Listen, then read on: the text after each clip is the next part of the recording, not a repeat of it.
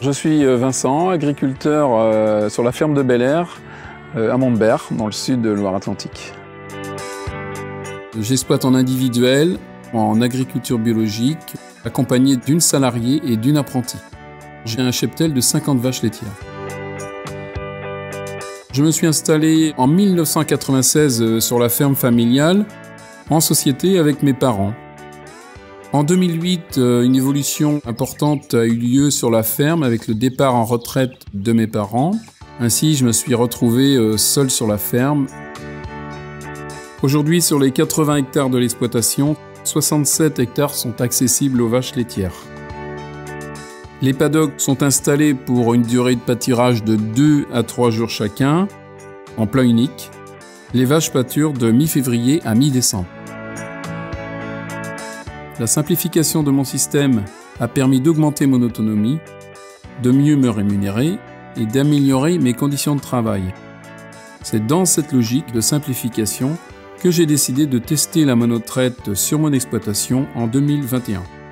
Donc depuis quelques années, je pratique la monotraite partielle. Elle est plutôt sur la période estivale, pour les raisons suivantes. C'est la fin de la lactation des animaux et ça correspond aussi à ma période de congé. Ça facilite aussi le remplacement sur mon exploitation par les salariés.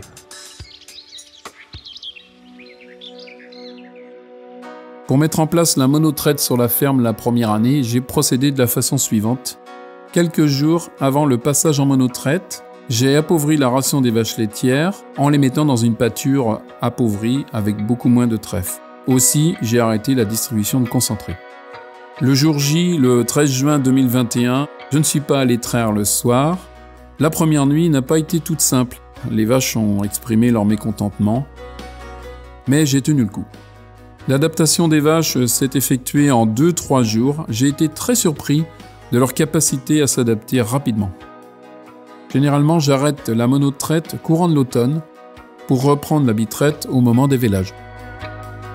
Au passage en bitraite à l'automne, je relance la distribution du concentré, je réadapte la ration pour la rendre plus lactogène et j'ai constaté que la race Primostein sur mon exploitation était assez flexible et que la production remontait rapidement.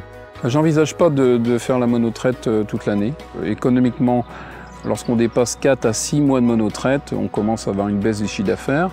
C'est pas le choix que j'ai fait jusqu'à présent pour permettre le maintien de l'emploi du salarié. On dit qu'il y a autant de systèmes de monotraite que de fermes qui la mettent en place, mais à mon sens, quelques règles restent intangibles. Tout d'abord, il faut être prêt psychologiquement et économiquement. En ce qui me concerne, la première année, j'avais fait une simulation économique, j'avais anticipé une baisse de ma production laitière de 25%. La baisse du coût énergétique par le fonctionnement du tank à lait, la baisse du coût alimentaire et la baisse des charges de mécanisation m'ont permis de ne pas dégrader mon revenu malgré la baisse sensible de mon chiffre d'affaires. Ce qui est très important dans la monotraite, c'est de vérifier l'état sanitaire du troupeau, et notamment le critère des cellules somatiques. Moi, j'essaie de vérifier que mon niveau de cellules soit inférieur à 150 000 pour éviter le risque de mamite qui pourrait survenir au début de la monotraite. Actuellement, je garde la même heure de traite du matin qu'en double traite. Pendant la traite unique du matin, je redouble de vigilance. Je m'assure que les quartiers sont bien vidés par un palpage de la mamelle. Si je doute, je rebranche une deuxième fois la vache à la traite.